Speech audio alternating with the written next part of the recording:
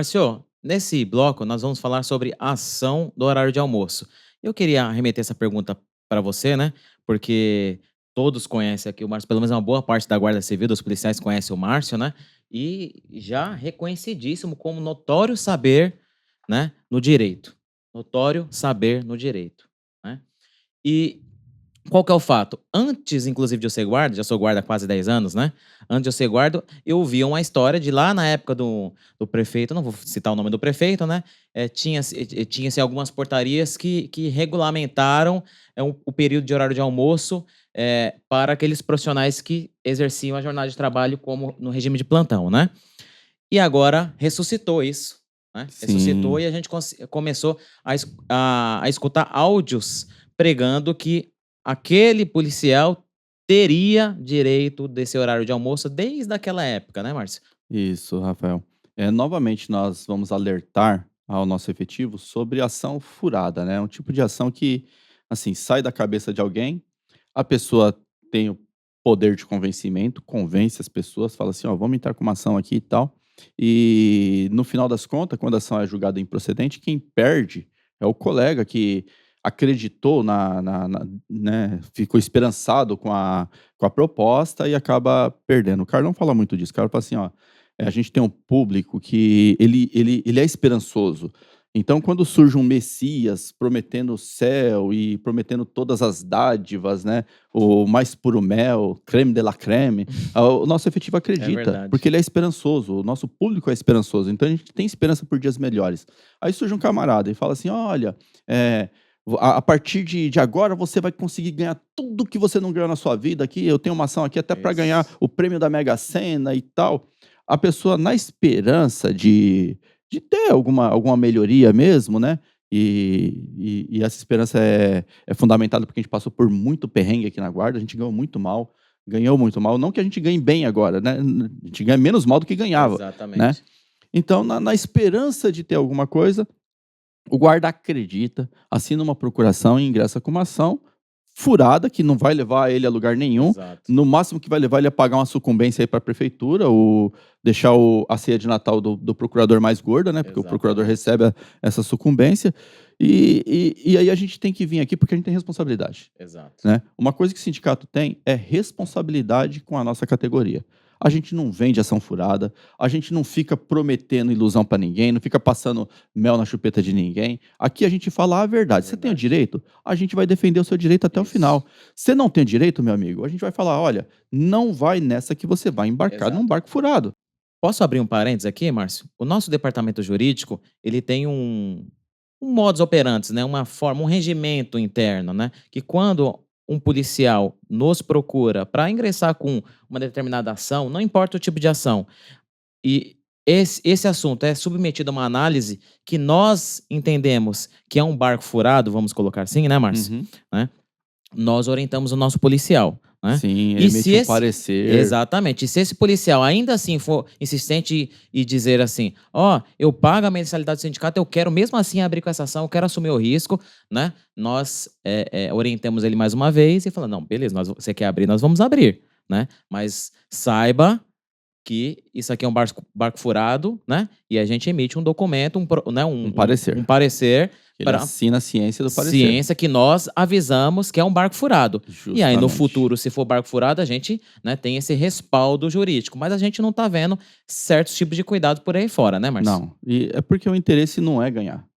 O interesse não é ganhar ação, não é ganhar o benefício para o guarda. Quem divulga essas coisas, Rafael, tem interesse em quê? Captar associado para associação e ganhar dinheiro, entendeu? Não tem responsabilidade com o guarda, não tem responsabilidade com o bem-estar da corporação, né?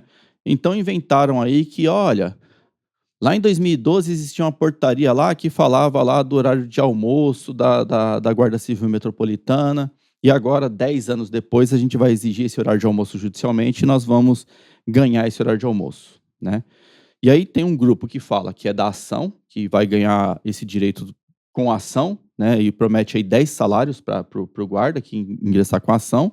E tem outro grupo que está falando o seguinte: não, nós vamos exigir que as viaturas façam horário de almoço, porque a portaria 221 lá de 2012 garante lá o horário de 1 hora de almoço, né? Eu gravei um áudio, Rafa, tava num grupo, tal, eu vi lá um vídeo, um áudio lá, tal, eu gravei um áudio, eu falei assim, gente, para de passar vergonha. Para de passar vergonha, porque assim, a portaria 221, ela foi revogada, na verdade ela tornou-se insubsistente pela portaria 242. Quem estava na Guarda Civil Metropolitana na época e trabalhava, se lembra bem que foi assim, o Ortega soltou uma portaria falando que tinha que cumprir o horário de almoço. Exato. Só que a portaria foi redigida errada, que foi a 221. Eles colocaram lá o horário de almoço, mas não colocou o intervalo dentro do horário de almoço.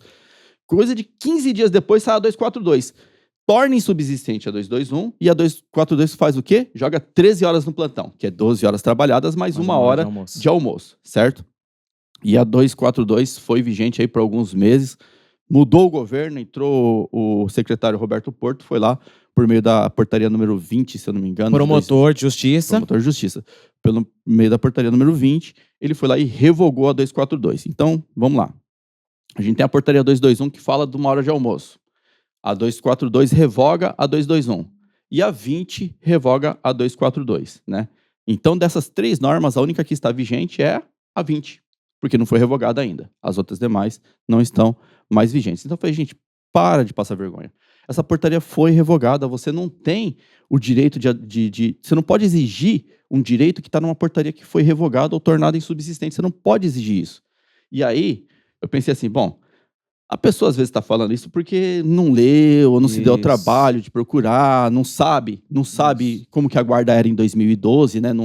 Ou não estava aqui ou não estava trabalhando. Se estava aqui, não estava trabalhando, né? Porque não sabe como funcionava lá a guarda em 2012, né? Aí você deu um bizuzinho, né? Gente, pode passar vergonha. A portaria foi tornada insubsistente, foi revogada. Uma coisa conseguiu piorar, Rafael. Conseguiu piorar. Eu vou pedir para colocar um áudio aqui, você dá uma ouvidinha nesse áudio. Boa noite, pessoal. Tem gente que não cansa de falar porcaria, né? A portaria 242 foi revogada pela portaria 20 do secretário. Portanto, a portaria 221 voltou a entrar em vigor. Aí, Rafael, olha só o que a pessoa está falando. Olha o que a pessoa está falando. Não, mas a 242 foi revogada, a 221 voltou a ter vigência. Rafael, ouvir isso de um leigo, de alguém que não estudou o direito, é perdoável. Sim. É perdoável, porque a pessoa não estuda o direito e tem uma lógica, né? Sim. Olha, a portaria A existia, a B revogou a C revogou a B. Então a A volta a existir. É um estudo lógico, né? Alguma coisa. Revogou aquela que revogava a anterior, então a anterior volta a valer, né? Isso, tem uma lógica. Tem uma lógica, né? sim. Mas para quem colocou a bunda numa cadeira de faculdade, meu amigo, para quem estudou direito, isso é imperdoável. Isso é imperdoável. Sabe por quê? No primeiro ano do curso de Direito se estuda a Lei de Introdução a Normas do Direito Brasileiro, LINDB. No primeiro ano. E lá se ensina a fazer resolução de antinomia, lá se ensina que a repristinação, esse fato que eles falam da volta da norma tornar a existir, se chama repristinação. E lá se fala que o direito brasileiro não admite a repristinação. Está escrito, não existe repristinação. Até na faculdade eles usam um exemplozinho legalzinho, né? Eles falam assim, olha, existe Caim e existe Abel. Caim matou Abel. Aí vem um terceiro e mata Caim. Abel volta a viver? Eles falam essa pergunta na faculdade. Aí a resposta é, depende. Quem matou Caim? Se quem matou Caim foi um terceiro qualquer, Abel continua morto. Exatamente. Agora, se quem matou Caim foi Jesus e fala assim, Abel, ressuscite, aí Abel ressuscita. Na norma do direito é a mesma coisa. Existe a portaria 221. Existe a portaria 242 que revogou ela. E existe a portaria número 20 que revogou a 242. Exatamente. Para 221 voltar a existir, a portaria número 20 devia dizer assim, ó, a 242 está revogada, a 221 volta a ter vigência. Se isso ocorresse, a gente chamaria de repristinação expressiva, né? Está expresso na norma que ela ressuscitou a outra. Exato. Se não está dizendo nada, a gente trata de repristinação tácita. E a repristinação tácita ela é proibida pelo artigo 2º da Lei de Introduções às Normas do Direito Brasileiro, que eu vou ler aqui para vocês, tá bom? Artigo 2º. Não se destinando à vigência temporária, a lei terá vigor até que outra modifique ou revogue, tá? Parágrafo 1º. A lei posterior revoga a anterior quando expressamente o declare, quando seja com ela incompatível ou quando regule inteiramente a matéria de que tratava a lei anterior. E olha o que diz o parágrafo 3º, tá? Salvo disposição em contrário, a lei revogada não se restaura por ter a lei revogadora perdido a vigência.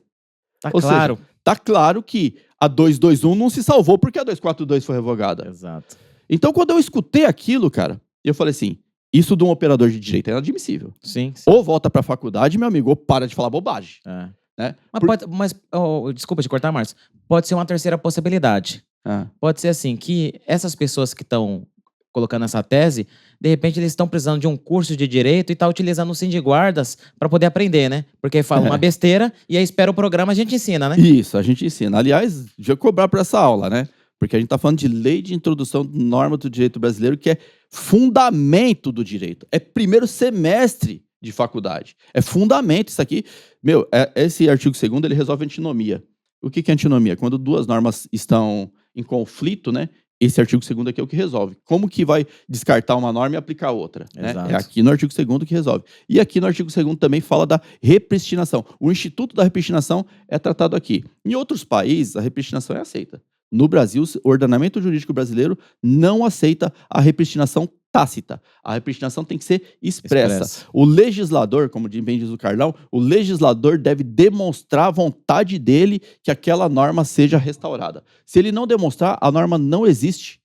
Tá? A norma não existe. Então, não adianta você, policial da Guarda Civil Metropolitana, exigir o cumprimento daquela 1 hora de almoço que diz a portaria 221, porque aquela norma não voltou a existir. Exatamente. Ela não voltou a existir, ela está morta, ela está igual Abel. Caim matou Abel está morto e a norma está morta. Exatamente. A não ser que uma outra norma aí posterior fale assim, aquela norma volte a existir. Se não existe isso, não existe repristinação tácita, tá? Então não adianta você exigir aquilo que está naquela norma. Agora, Rafael, eu vou até ampliar o debate. Fala assim, olha, vamos supor que o ordenamento jurídico brasileiro, aceitasse a repristinação. Sim. Então, a norma 242 foi revogada, como ela revogava a 221, a 221 volta à vigência.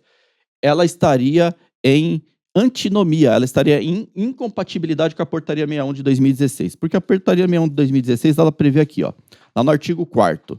Os servidores sujeitos à escala diária de 8 horas não poderão trabalhá-la ininterruptamente, devendo cumpri-la de acordo com os horários abaixo, respeitado o intervalo mínimo de 1 hora para almoço. Está falando do diarista aqui, que é o pessoal que faz 8 horas. Exatamente. Né? Aí tá lá, das 8 às 17, das 9 às 18, das 10 às 19. Aí, olha o que fala o parágrafo único. Os servidores sujeitos à escala diária em atividades operacionais deverão cumpri-la de maneira ininterrupta. É aquele servidor que, mesmo sendo diarista, ele está no serviço externo, né, de policiamento. Aqui está dizendo o quê? Que esse servidor que está no serviço externo de policiamento, ele não tem horário de almoço. A jornada é ininterrupta. Obviamente, é assegurado horário para refeição. Sim. Porque isso é direitos humanos, né? É fundamento. É direito fundamental. A pessoa não pode ficar sem almoçar. Exatamente. Não pode ficar sem fazer a refeição. Só que ele não tem a 1 hora para refeição. Sim. Porque ele está num serviço externo. Está falando aqui que tem que ser cumprido de maneira ininterrupta, certo? Exatamente. Então, a portaria de 2016, ela contradiz o que diz a portaria de 2012. Sim. Como que a gente resolve qual das duas portarias vão aplicar? Volta para a lei de introduções à norma do direito brasileiro. Lá fala... A lei posterior revoga a anterior, quando expressamente o declare, quando seja com ela incompatível ou quando regule inteiramente a matéria que tratava a lei anterior. É incompatível as duas? Sim. É. A mais nova revoga a mais velha. Exatamente. Ou seja, supondo que existisse repristinação, a 221 estaria revogada pela portaria 61. Sim. Que ela é específica para a jornada de trabalho. Exatamente. Ela é uma norma que regulamenta só jornada de trabalho. Então, você policial que está nos assistindo, a gente está fazendo uma discussão complexa sobre direito. Mas o que você precisa saber? Meu amigo, não exija o cumprimento da portaria 221 de 2012, porque essa portaria está morta, ela não existe mais, tá bom? E se você pensar em ingressar com uma ação para o cumprimento daquela portaria, saiba que aquela portaria não existe mais desde 2012, tá bom? Não vou nem falar de prescrição, que a gente está discutindo coisa de 10 anos atrás e a prescrição aqui em Quenal você só consegue discutir coisas de 5 anos atrás. Mas o que eu estou falando para você é o seguinte, não embarque em canoa furada, meu amigo. pega o seu dinheiro que é suado para ganhar, faça bom uso desse dinheiro, não vai jogar dinheiro fora, com uma ação que não vai te Exatamente. levar a lugar nenhum, você vai tomar uma sucumbência e vai ter que ficar pagando aí para os procuradores do município engordar lá o peru de Natal deles E lá. servidor vem descontado direto do salário. Exatamente, vem na folha, né? Vem na folha. Não adianta ficar dando palanque para quem não conhece o direito. Tome pela experiência. Teve gente que falou que quem assinasse o subsídio não ia se aposentar com paridade e integralidade. As pessoas se aposentam com paridade e integralidade, independente de assinar o subsídio ou não. Teve gente que jurou que quem assinasse o subsídio não ia ser promovido na promoção vertical. O pessoal que assinou foi promovido, o pessoal que não assinou foi promovido também. Exatamente. Tome isso como experiência. Teve gente que jurou que você ia ter 70% de reajuste e o pessoal está pagando sucumbência para a prefeitura. E agora a pessoa vem aqui e fala assim, olha, você tem direito a 1 hora de almoço porque a portaria 221 lá de 2012 te dá o direito de almoço e tal. Eu estudo. Não estuda. Não estuda. É inadmissível um operador de direito que sentou numa faculdade falar de repristinação. Aliás, acho que nem conhece o termo repristinação porque fala, tornou a vigência. Se fosse operador de direito, fala assim, ocorreu a repristinação. Mas não sabe o que é repristinação, não sabe que a lei proíbe a repristinação. Sabe? Não adianta ficar dando palanque para quem não conhece, Exatamente. gente. Aqui a gente tem responsabilidade com você. Se você procurar a gente e falar assim, Márcio, eu quero estar com uma ação para me aposentar porque a DPF falou que eu tenho aposentadoria, nós vamos falar para você, a DPF não te deu Não nada te de deu aposentadoria. Mas se você insistir, nós vamos fazer um parecer. Olha, a DPF não te dá aposentadoria especial. E você quiser ingressar com a ação, você vai assinar um terminho lá por minha conta e risco, sabendo que essa ação é furada, eu prefiro ingressar com a ação. E aí, meu amigo, por sua conta e risco, o que vier de ônus e bônus é seu. Exatamente. Tá? E não é que o jurídico não vai se empenhar, ele vai se empenhar em defender tudo que você falar para ele defender. Só que ele vai falar assim, a probabilidade de você ganhar é diminuta em relação à probabilidade de você perder. Né? E a gente avisa mesmo. Teve já colega aqui que falou assim, então para mim não serve e tal. Meu, boa sorte, cara. Isso. Aqui a gente não vende ilusão para ninguém, não. Não fica passando mel na chupeta de ninguém, não. Entendeu? É responsabilidade. Sabe por quê? Porque no final das contas quem vai pagar a conta é seu filho, sua esposa, Exatamente. quem mora com você. Porque é o seu salário que vai ser reduzido pela sucumbência. Não é o meu. Não é o do Rafael, né? Exatamente. Não é o do Evandro, não é o do Vilar. É o seu. E a gente tem responsabilidade. A gente quer que você cuide bem, que você zele bem por aquilo que você recebe. Exatamente. Só para finalizar, Márcio, tem aquela frase comum, né? Quando a gente tá começando a vida, vira adolescente, começa a namorar, né? Fala assim, o primeiro beijo a gente nunca esquece, né? Principalmente as mulheres falam isso, né? E a mesma coisa eu falo, o primeiro ano de faculdade, você nunca esquece. Se a pessoa tá dizendo isso, algo que aconteceu no primeiro beijo, na primeira faculdade, quem dirá os demais anos, né, Márcio? Então, e assim, fala cara, uns absurdos jurídicos. Os absurdos jurídicos. É por isso que lê uma PEC não sabe interpretar, lê uma DPF não sabe interpretar, lê um voto do relator não sabe interpretar. Eu não sei se a faculdade é muito mequetrefe, ou se a faculdade é boa e o aluno é muito mequetrefe. Eu não sei. Porque, cara, quem é operador do direito, quando ouve alguma coisa assim, chega, irrita o ouvido. Se ouvir falar de repristinação tácita, irrita o ouvido. Né? Quando cai no procurador, o procurador fala assim, olha, a minha ceia de Natal tá mais gordinha. Beleza, né? Olha a minha ceia de Natal engordando aqui. Ele realmente esfrega as mãos assim e fala assim, rapaz, tô bonito. Aí o que o procurador faz? Eu vou pedir para aumentar o valor da causa. Eu vou falar que ele tem direito, não é 10 salários não, eu vou falar que ele tem direito a 100 salários. Que aumenta o valor da causa e a minha sucumbência aqui fica, né?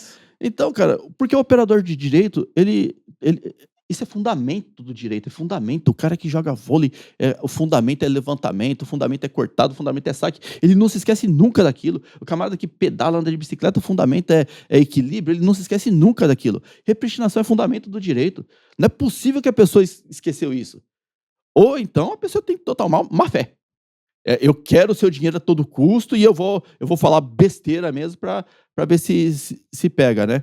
E aí cai assim, esse tipo de fala no ouvido do guarda que está no anseio de conquistar algo melhor, o colega acaba não lendo o que ele está assinando, assina lá e acaba pagando sucumbência.